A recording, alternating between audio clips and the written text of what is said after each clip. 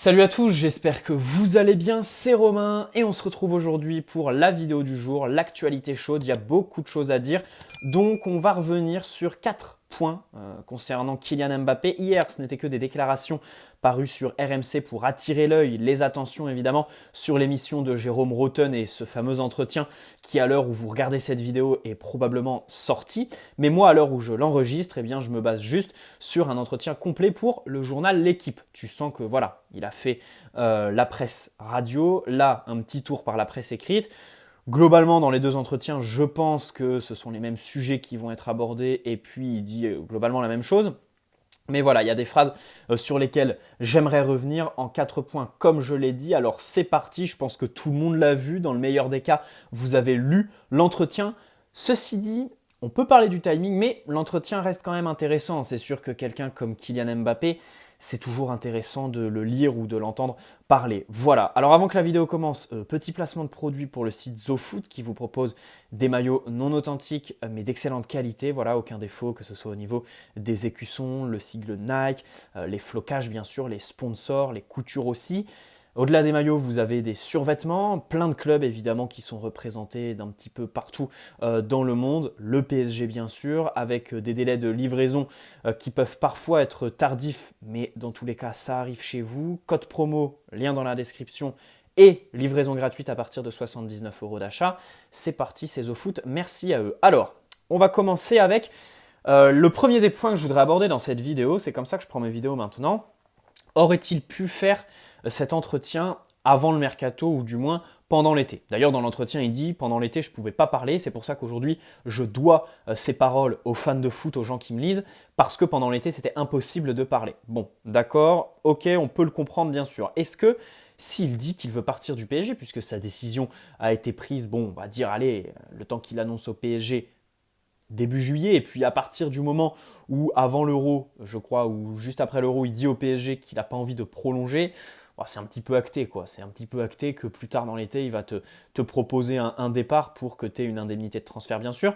Bah, personnellement, j'ai quand même envie de prendre à contre-pied tout ça. Je lui reproche son hypocrisie totale hein, sur toutes les déclarations qu'il a eues au cours de la saison et puis en fin de saison quand il conditionne dans les grandes lignes sa prolongation aux fameuses garanties sportives et tout ça. D'ailleurs, bon, on va y revenir après. J'aimerais bien que cette vidéo soit structurée. Ce fameux d'ailleurs, je vous le ressortirai plus tard. Bref, on va rester sur le sujet. Perso, je pense quand même que s'il fait cet entretien avant le mercato, il fout le feu. Il fout le feu dans le sens où le Real Madrid est dans une position de force extraordinaire.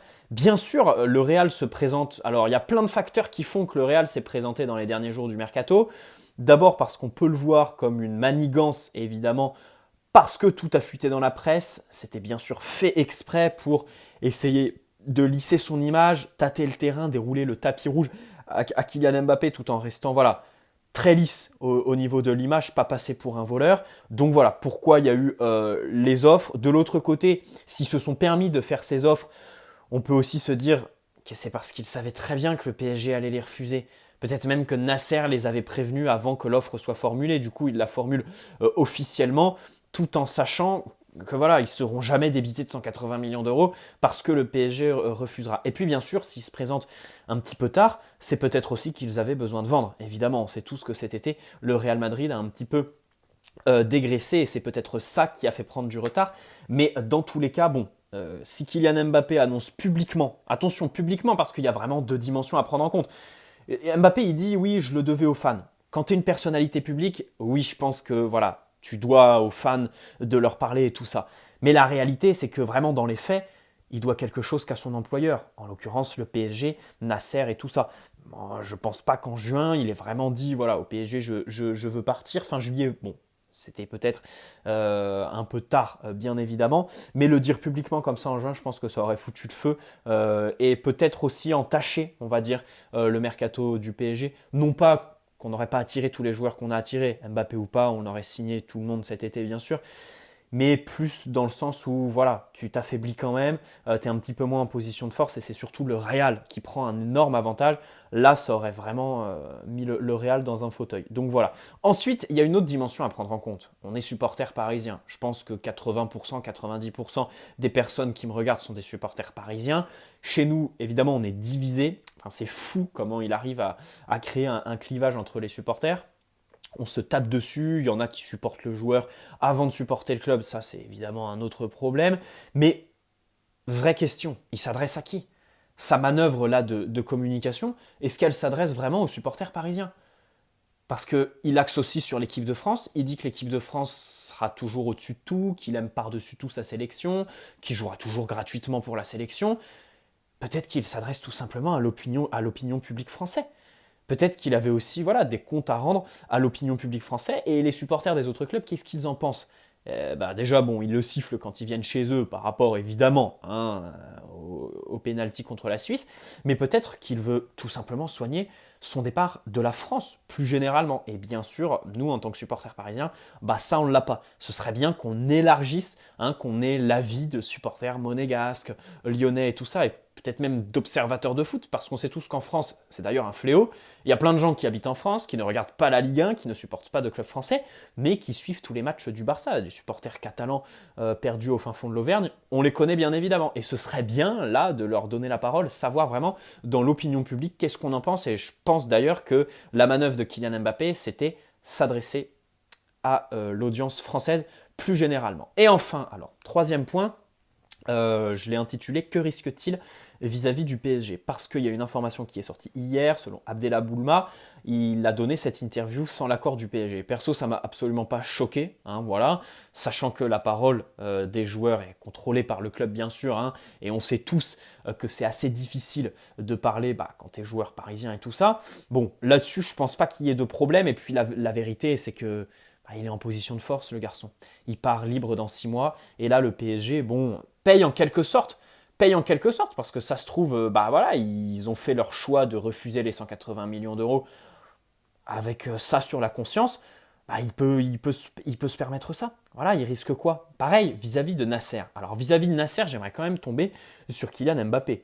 Parce que je vais vous relire la déclaration, qui est quand même à nuancer, parce que on a coupé, vraiment, il y a eu un petit jeu sur les réseaux sociaux, ça a relayé la déclaration là où il est vraiment le plus piquant, mais après il se calme un peu, tu vois ce que je veux dire, il nuance ses propos. Ça, il y en a beaucoup qui n'ont pas eu accès à la nuance. Mais bref, dans le journal L'Équipe, il a dit quand votre président dit devant tout le monde, excusez-moi, quand votre président dit devant le monde entier que vous n'allez pas partir et pas partir libre, et bien sur le coup, j'étais un peu inquiet. Je vais pas vous mentir, je me suis dit si je pars pas libre, il va m'arriver quoi? Là, bon, là c'est quand même gros. Je crois qu'il a employé le mot peur chez RMC. Donc voilà, c'est des mots qui sont quand même très très forts. On peut l'incriminer là-dessus. Il enchaîne, après on prend un peu de hauteur, voilà, il nuance, et on se dit que c'est leur manière de manifester leur attachement. Bien évidemment, là il a tout compris. Ça veut dire que le club m'aime bien et ne va pas me laisser partir. Ouais, t'as un peu tout compris. Donc là en gros, tu t'es plaint que Nasser t'ait mis la pression. Alors on va revenir sur la déclaration à laquelle il fait référence, et bien sûr lors de la présentation de Léo Messi. Avec du recul, sur le coup, alors j'avais validé la déclaration de Nasser.